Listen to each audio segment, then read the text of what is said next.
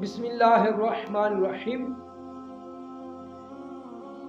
کسی نے مسئلہ نمبر 26 کسی نے ہمیشہ روزہ رکھنے کی منت مانی اور برابر روزے رکھے تو کوئی کام نہیں کر سکتا جس سے بسر اوقات و بسر ہو تو اسے بقدر ضرورت افطار کی اجازت ہے، اور ہر روزے کے بدلے میں فدیہ دے دے، اور اس کی بھی قوت نہ ہو تو استغفار کرے، یعنی اگر اس کی بھی قوت نہ ہو تو پھر کیا استغفار کرے۔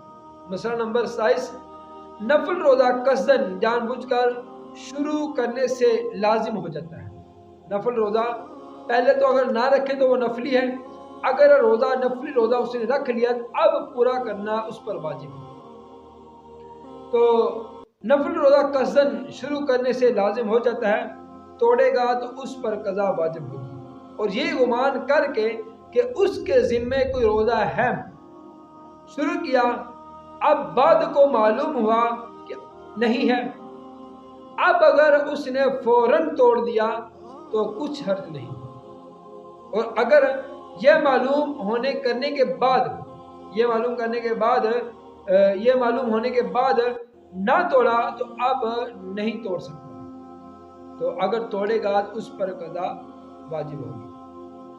مسئلہ نمبر 28 نفل روزہ قصدن نہیں توڑا بلکہ بلا اختیار ٹوٹ گیا، مثلا اثناء روزہ میں حیض آ گیا، روزے کے دوران حیض آ گیا، جب بھی اس پر قضا واجب ہے۔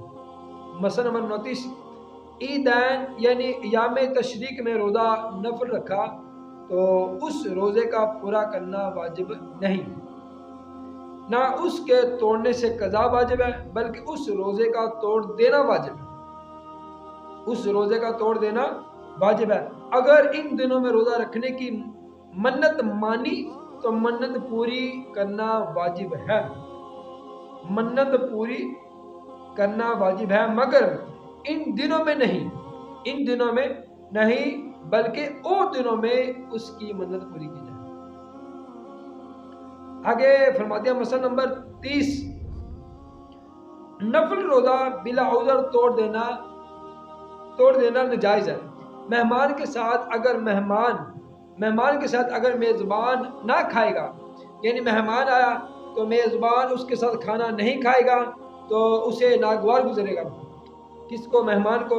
یا مہمان اگر کھانا نہ کھائے تو میزبان کو اذیت ہوگی، تو نفل روزہ توڑ دینے کے لیے یہ عذر ہے کہ اگر کوئی آپ کو دعوت دے تو آپ نفلی روزہ ہے آپ کا، تو آپ روزہ توڑ کر اس کی دعوت قبول کر سکتے ہیں، بشرطے یہ بھروسہ ہو کہ اس کی قضا رکھ لے گا، اور بشرطے کہ ضحی کبریٰ سے پہلے توڑے بعد کو نہیں، یہ بھی شرط ہے۔ زوال کے بعد ماں باپ کی ناراضگی کے سبب توڑ سکتا ہے، نفلی روزہ وہ توڑ سکتا ہے، اور اس میں بھی عصر کے قبل تک توڑ سکتا ہے، عصر سے پہلے توڑ سکتا ہے، عصر کے بعد نہیں توڑ سکتا۔ اللہ تعالیٰ کی بارگاہ میں دعا ہے کہ اللہ تعالیٰ عمل کی توفیق عطا فرمائے۔ آمین۔